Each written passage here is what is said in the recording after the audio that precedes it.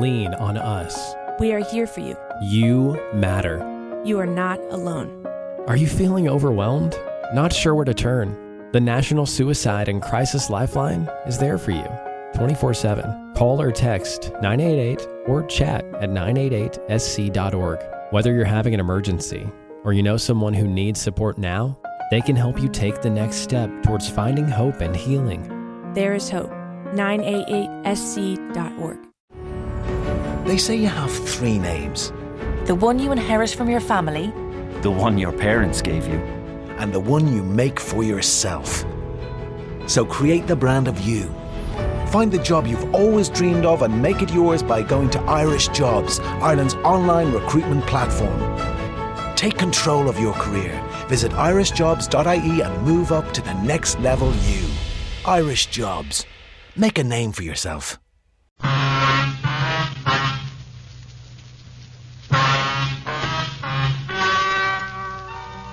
Ladies and gentlemen, the story you're about to hear is true. The names have been changed to protect the innocent. Dragnet.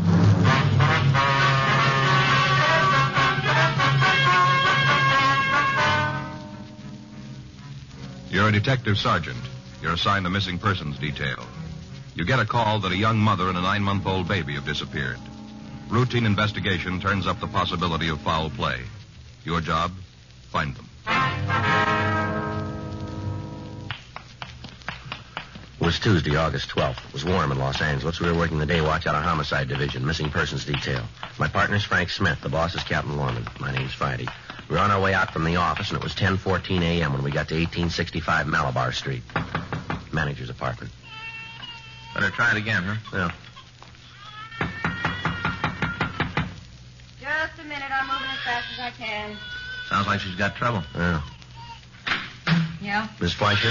Yeah, what do you want? Police officers, ma'am. We'd like to talk to you. Well, come in. I got to take care of that kid. Thank you very much. Thanks, ma'am. Sit down. I'll be right back. All right, thank you. Sounds like colic to me. All right. Yeah, sounds like colic. Wonder if she's got a hot water bottle. What? Hot water bottle. Put it on the kid's stomach. Makes him feel better. Oh. Both of ours had the colic. Pour out 3 hot water bottles. On 2 kids? No, Joe. We lost the stopper on one of them. Baby's teething, having a rough time. Oh. This is my partner, Frank Smith. My name's Friday. We'd like to ask you some questions about one of your tenants. Oh, which one? Mrs. Shipley. We understand she had apartment 207. Yeah, she did. What about her? You know where we can get in touch with her? You got any idea? When'd you see her last? Guess it must have been a month ago. Possible you might be able to give us an exact date on that? Well, if I could have done that, I told you right out. I got nothing to hide. Well, we didn't mean to say that you had, Well, ma'am. it sounded like it. Sounded an awful lot like it. I'm going to be honest with you. Yes, ma'am. When Harriet first moved in here, we got along fine. She was all the time wanting me to tell her how to take care of the baby when it came. Yes, ma'am. Go Got ahead. along just fine. Used to have our little cup of coffee in the afternoon. Chummy. Then all of a sudden it all got different. Well, how was that? Just did. Her husband was overseas.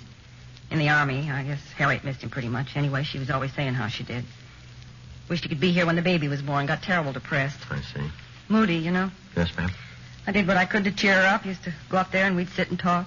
Taught her how to knit. Gave her some needles and yarns, a little present. I thought maybe it'd give her something to think about. Kind of take her mind off her and her husband. Didn't do no good. Well, how long had her husband been away, do you know? 4 months this time. He's over in Japan, I think, Army. Mm-hmm. Harriet used to go out once in a while, go down to the show.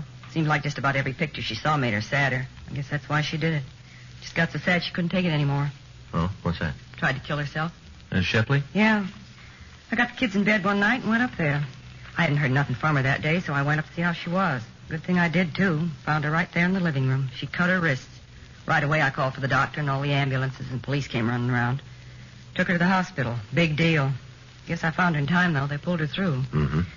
I walk up there and find her dying. That far from death's door, and when she comes home from the hospital, what thanks do you think I get? I wouldn't know. Go ahead. Nothing. Not a single solitary word do I get. She's mad. Says I should have left her alone, let her done it. Come in here when she got back and read me off in words that I ain't used to hearing. Uh-huh.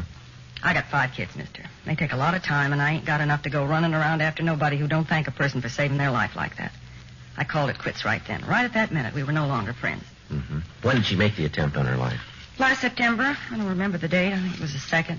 Maybe the 3rd week. I'm not sure about what day it was. Anyway, after I saved her life, she's mad at me. She have any people here in Los Angeles, would you know? I never heard her talking none. She's got a sister. I don't know, but I don't know where she is. Don't think Harriet ever said. Well, what did she say to you when she left? Did she give you any idea where she was going? I didn't even see her. She didn't even come by and say so long. Goodbye, take a jump, nothing. She just left. One night she's here, next morning she's gone. She get any mail while she was here? Yeah. Once in a while she'd get a letter from her husband. Then there was a couple of letters from San Francisco. I don't know who they was from. She take everything with her? All of her personal things? Nothing. Left it all here. Of course, it's not much, but it's all here. I see. Where are the things, ma'am? Downstairs in the basement. I got it all put away in case she ever comes back. Gonna cost her, too. Storage and for me to pack it. I told you it isn't much. Some dresses, a few clothes for the baby, phonograph, couple of records. That's about it. You can see them if you want to. We'd like to take a look at them before we leave. Yeah, sure thing. Can't let you take them, though. I got to collect for the storage. Yes, ma'am. Miss Shipley have any close friends that you know of? Not that I know of. Of course, she might have had some down at the Dream Palace. Where's that? Where she worked. Dance hall downtown. She was kind of hostess there. Mm-hmm. That's the name of the place, is it? Dream Palace? Yeah. She might have had some friends down there. None of them ever came here, though. At least if they did, I never saw them. You know of any reason that she might have left in such a hurry? Well, not right off, I can't think of one. There was something wrong with her, though, when she came back from the hospital. You know, when she had the baby, she was worried about something. Would you know what it was? No, all I know is that when she'd been home a couple of days, she came down here and asked me to do some work on the apartment. I told her if she wanted anything done, she could do it herself the way she talked to me. Well, what'd she want done? Silliest thing I ever heard of. She didn't have anything to steal. Yeah? She wanted all the locks on the doors changed.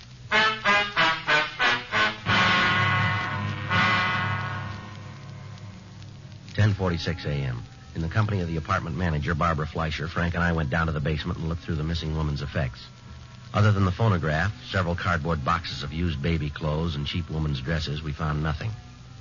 There were no snapshots or letters to aid us in ascertaining where she might have gone. We asked Mrs. Fleischer to notify us in the event that she heard from the Shipley woman. We put in a call to Georgia Street Receiving Hospital and verified the story about the attempted suicide. 11:15 a.m. We checked the phone book for the address of the Dream Palace Dance Hall. It was on the second floor of a large building at the corner of 7th and Margot Streets. On the front of the building were several faded photographs of contest winners with the cups that they'd won and the name of the proprietor, Ernest Lasny. We went upstairs. It was a large barn-like room with crepe paper birds hanging over the lights. In the rear of the place, at one of the tables, we found Lasny. He was just eating his lunch. Mr. Lasnik? Yeah? What do you want? I'd like to ask you some questions. We're police officers. My name's Smith. My partner, Sergeant Friday. Hi. How are you? I won't shake hands. Got butter all over them. Sit down. Thank you. Care for a sandwich? No, thank you. No, you do go right ahead. There's all the makings, bread, butter, salami, pickles. Help yourself. No, thanks, Mr. Lasny. You don't mind if I go ahead, huh? Bunch of kids coming in at 3:30. I'd like to get the place cleaned up before they get here. No, sir, you go right ahead. All right. What do you want to see me about? It's about one of your employees, sir. Yeah? Which one? Girl named Harriet Shipley. Oh, yeah, I remember. Hey, she don't work here anymore. She doesn't work here anymore? No. Got any idea where she is? No, I got the slightest. I ain't seen Nadine in about maybe 6 months. No, sir, you don't understand. We're inquiring about a Harriet Shipley. Yeah, I know. I told you. I ain't seen her in 6 months. What's this about Nadine? That's her club name. Oh. See, lots of girls don't like to use their real names. In case a fellow wants to get chummy away from here, it's easier if we don't know the girl's real name. Harriet used Nadine. I understand. You know, we got a bunch of them. When one of the girls leaves, we put the name back in a hat. New girl picks it. Had 14 Nadine since we opened. 27 Altheas. Yes, sir. Do you have any idea where the Shipley girl is? No. Might check her husband. He might know. We understand he was in the Army. Yeah, that's right. He is. Overseas. He should know where his wife is, though. Ask him. Well, we'll probably do that, sir. We thought maybe we could turn her up ourselves. There's been a missing report filed on her. Missing, huh? Who told it? Sir? Who told about her being missing? The report was filed by her mother-in-law. Well, I wish I could help you fellas out. The last time you saw the Shipley girl, she say anything about leaving town? No. Wouldn't be surprised, though. Why do you say that? Well, poor kid was scared to death. Told me she wanted to get away. Do you know what she was frightened about? Yeah, Cliff Bender. That's what she was afraid of, Cliff. Well, who's he? Well, look, I'll tell you the whole thing. Be easier that way. One favor I gotta ask you. Yes, sir? You won't tell Cliff I told you. If he'd come up here, he could tear the place apart easy. You gotta promise me you won't tell him. All right, sir. You go ahead. Yeah. Well, Nadine, Harriet. Well, she came to work for me about 1.5 years ago. Came in and told me she'd had some experience in a dance place in the Midwest. I don't remember the name right off. Probably come to me. Yes, sir. Well, I told her I'd try her, you know, sort of probation. Yes, sir. Well, it worked out fine. End of the week, I put her on permanent. She did real well. A lot of guys got to come in just to dance with her. Wouldn't have nobody else, just Nadine, or Harriet. Well, that's how she met Cliff. He come in one night, fell for it, and they started to go together. I told him I didn't like the idea of girls going out with the customers. Not good business. Didn't make any difference to them, though. They kept right on seeing each other. That's this Bender fellow. Yeah. Well, anyway, one night the soldier come in. He was took right away with Nadine. Asked her for a dance. Kept buying tickets all night so he could dance with her. Come back the next night. Same thing. All night long he danced with Nadine. That's Harriet. Yeah, that's right. Called her Nadine. You know, I told you about Yes, it. sir. Made Cliff plenty sore, but there wasn't anything he could do about it. She wanted to be with a soldier. It wasn't too long before she told him he was going to get married. Well, word got around about that really made Cliff hacked. Real hacked. Yes, sir. Yeah. Well, him and the soldier, Shipley, had a fight downstairs one night after we closed. Guess Cliff waited for him and Nadine to come down. Anyway, it was a real brawl. Cops and everything. Cliff really cleaned up on the soldier. Didn't do any good to him. What do you mean? Nadine told Cliff to stay away from her. Keep far away. Told him that her and the soldier was going to get married and that they were through. She meant Cliff and her. Uh-huh.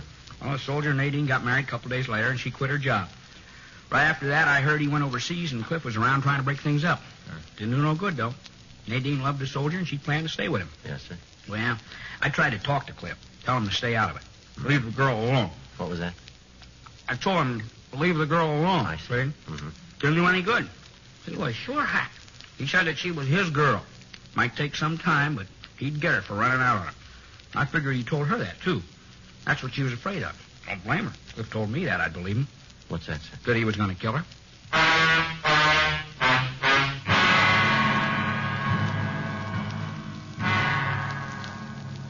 12:26 p.m. After we'd gotten the names and addresses of the employees of the Dream Palace who knew the missing girl, Frank and I went back to the office. We had the names checked through the record bureau, but we found that only one of the 14 people on the list had arrest records. That one was a Cliff Bender, who had been picked up on a charge of suspicion of burglary. However, according to the information on the report, he'd been released because of lack of evidence. We checked the log about the fight Lasnik had mentioned. We found that an FI card had been filed, but that no arrest had been made.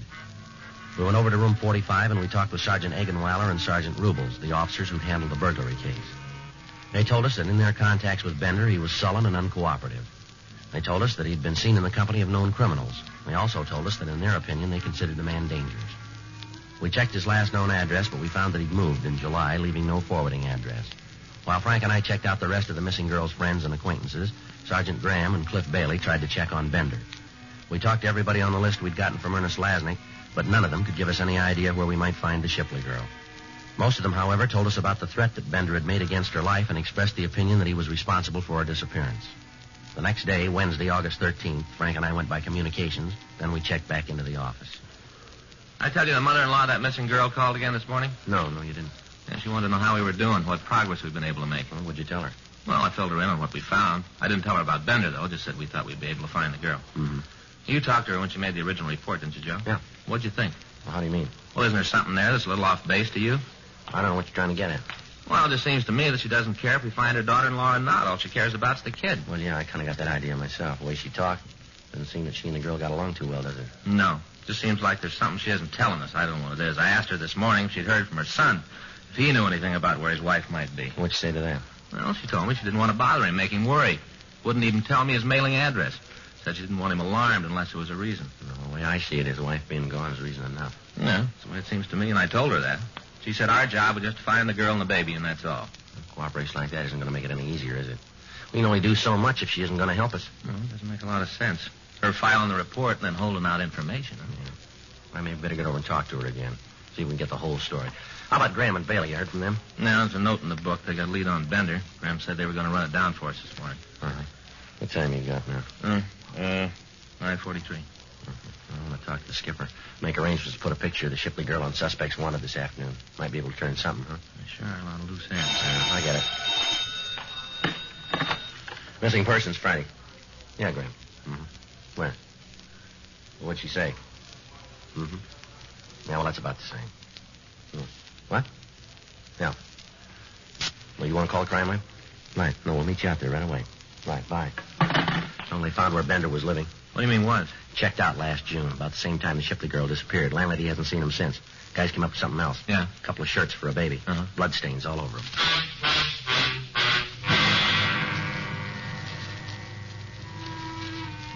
(10:02 a.m.) We got to the apartment where Bender had been living. The crew from the crime lab were there, and they were photographing the room and the clothing that had been found. Sergeant J. Allen told us that he'd have to run a precipitate test on the stains before he could tell whether or not they were of human origin. 10:45 a.m. They finished their investigation on the scene, and they went back to Central Station to compile the results. Frank called the office, and a local and an APB were put out on Cliff Bender, asking that he be picked up as a possible suspect. We also had his card flagged in the record bureau.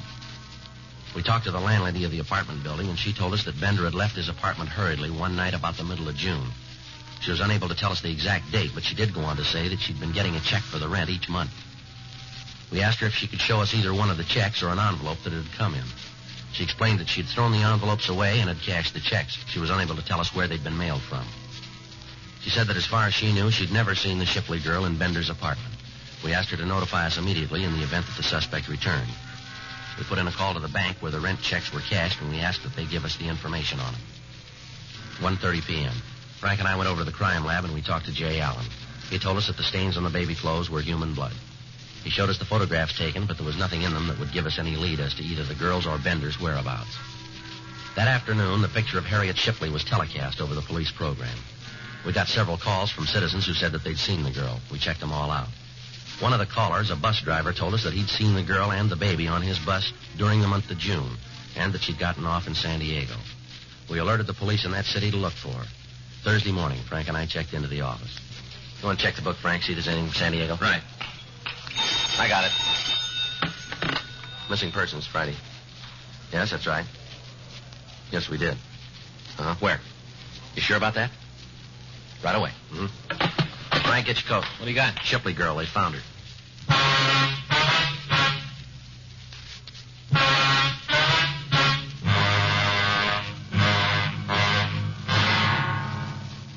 The call had come from a nurse at the State Mental Hospital in Camarillo. She told me that they had a patient who resembled the photograph of the missing girl as televised on our police program. Frank and I left the office and drove out to the hospital. We talked to the nurse and to the doctor who was taking care of the sick girl. From personal effects and the scars on her wrists, we were reasonably sure of the identification. The doctor told us that the girl had been committed on July 17th by her sister under the name Harriet Lallen. He told us that the girl was undergoing treatment, but that there was little hope for a complete recovery and that it would be some time before she could be permitted to leave the violent ward. We tried to talk to her, but we were unable to get any coherent answers. We asked about the baby, but the authorities were unable to give us any information. We got the name and address of the sister who'd committed the Shipley girl, and we drove down to San Diego to talk to her. It was a small place in a wartime housing development. The paint was peeling off the plyboard walls, and the front yard was overgrown with weeds. The woman who answered the door identified herself as Pauline Lavin. Sure, what do you want to know? Don't make no difference now. You go back and tell her it's too late. Way too late. Tell who, ma'am? Mrs. Shipley, Harriet's mother-in-law. You go back and tell her she done it good. There ain't nothing left to do to Harriet. It's all been done. You can tell her that. Well, we don't work for Miss Shipley, ma'am. We're trying to find out what happened to your sister and the baby. Who asked you to find out in the first place? It was her, wasn't it? Wasn't she the one? She filed a report. Well, that's what I mean. Well, you go back and tell her there's nothing more she can do to Harriet or the baby or Big Jerry. Nothing at all she can do. Where is the baby, ma'am? He's not here. Do you know where he is? Yes, but I'm not going to tell you. I'm not going to tell anybody. I promised Harriet I wouldn't tell, and I'm going to keep the promise. Miss Lavin, we don't want to hurt your sister. We're just trying to get to the truth. Now, maybe you better tell us what you know. Are you doing this for old Miss Shipley? No, ma'am. All right, then. I'll tell you, but not for her. I wouldn't give her the right time of day. She's the one that did it, the whole thing. You can lay it right at her feet. All right, you want to tell us about it? Since they got married, she's given the kids trouble. Right from the first she heard about it. Said that Harriet wasn't good enough for her son. Said Harriet was cheap. Didn't make any difference to the kids. They got married anyway. They were in love, so they got married. Mm-hmm. As soon as Big Jerry went overseas, she started on Harriet to get an annulment. All the time writing her letters telling her how cheap she was. That if she really loved Jerry, she'd get an annulment. And she found out about the baby, so she started saying how they should get a divorce. Does Harriet's husband know about this, would you know? Sure. All along he knew it. He didn't like it. Told his mother to stay out of their lives. Kept telling her, but it didn't do any good. None. Then Harriet got the wire. The one that told about Big Jerry being dead. Almost killed her. I thought it was going to. They was really in love. It isn't often you see something like them, too. Real love. The kind you live, not the kind you talk about. Mm-hmm. One night, right after she got the wire, she got a phone call from San Francisco. From old Miss Shipley. She told Harriet that she was going to the court to take the baby away from her. Said she could prove Harriet wasn't a good mother and she didn't deserve to have the baby. Was Harriet living here at the time? No. She'd come down every weekend, but she wasn't living here. There was a guy up in L.A. that was giving her trouble. A fellow named Bender, I think. He was with her when she tried to kill herself. He ran out so he wouldn't get mixed up in it. He was always giving Harriet trouble, so she left one night to get away from him and old Mrs. Shipley. She She came down here and said that she just wanted to be left alone with her baby. That's not a lot to ask, is it? Just to be left alone? No, ma'am. It was for old Mrs. Shipley. She just wouldn't let Harriet alone. Kept after her saying how she was going to take away the baby. How Harriet was an unfit mother. Kind of got on her mind. Finally, there wasn't much else she was thinking about but how to keep her baby. She went out walking one night. Took the baby with her. Rained. Rained real hard. I guess the baby took cold. Anyway, the next day he came down with a bad fever. A couple of days later, he was dead. Not even a year old, and he was dead. You want to go on? Harriet sat around for a week. Didn't say anything. Didn't do nothing, just stare at the wall. Didn't even cry. Just sat and looked at the wall. And all of a sudden, she just fell apart. I called the doctor. He said it was a breakdown and said I should have her committed. I signed the papers, and that's where she is. I went up to see her. She didn't even know me. I'm her sister, and she didn't even know me. So you just tell old Miss Shipley how she did good. You just tell her what she did to my sister. Tell her how the baby's dead, and she's finally got what she wanted, because now Harriet hasn't got the baby. Nobody's got him. Nobody's got him. Nobody. Come on, Frank. Yeah.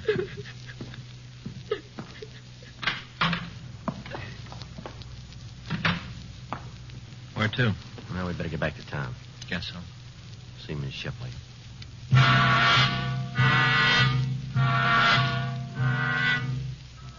We got back to Los Angeles at 9:30 p.m. We went directly to the hotel where Mrs. Shipley was staying. The desk clerk told us that she'd left word that she was not to be disturbed. He called the room, and she asked that we come up.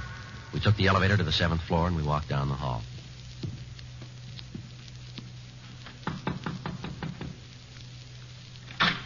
Good evening, Sergeant Friday. Officer Smith, come in. Thank you. Thank you, ma'am. We're just having a drink. May I fix you one? No, thank you. How about you, Mr. Smith? No, thank you. You don't mind if I go ahead? No, ma'am. Not at all. Just sit down, and I'll be right with you. Thank you. Desk clerk said it was important. Yes, ma'am. You found my daughter-in-law? Yes, ma'am. And the baby? Where is he? Is he still with her? No, ma'am, he's not. Where is he? Your daughter-in-law's pretty sick, Miss Shipley. Oh? Yes, ma'am. She's in the state hospital up at Camarillo. Camarillo? Yes, ma'am. That's a mental hospital, isn't it? That's right. And I'm sorry to hear about Harriet, but I knew she wasn't very stable. Why didn't you tell us your son was dead, Mrs. Shipley? I didn't think it had any bearing on the thing. What difference does it make? You don't seem to be very interested in his wife.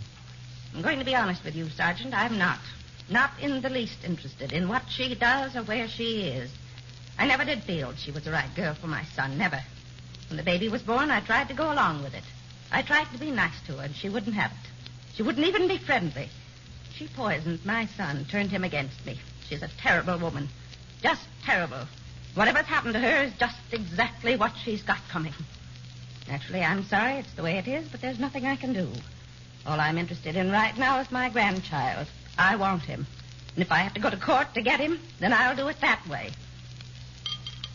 That won't be necessary, ma'am. Where is he? I'd like to go and get him now that Jerry's wife can't take care of him. He's dead, ma'am. If this is some kind of a joke that you're making up to help my daughter-in-law keep him, it won't work. It's no joke. It's the truth. He died in a hospital in San Diego. It's not right. It's not right that he's dead. She did this. Harriet. She did it to get even with me. I know she did. We're sorry, Miss Shipley. First my husband, then Jerry. I haven't got anybody. I'm all by myself. There isn't anybody in the world who cares. Nobody. No, we're sorry, Miss Shipley. I wish there was something we could do. No, you're not. You're like the rest of them. But it's Harriet. She is the one. Nobody else to consider in this mess. Just her. What about the baby?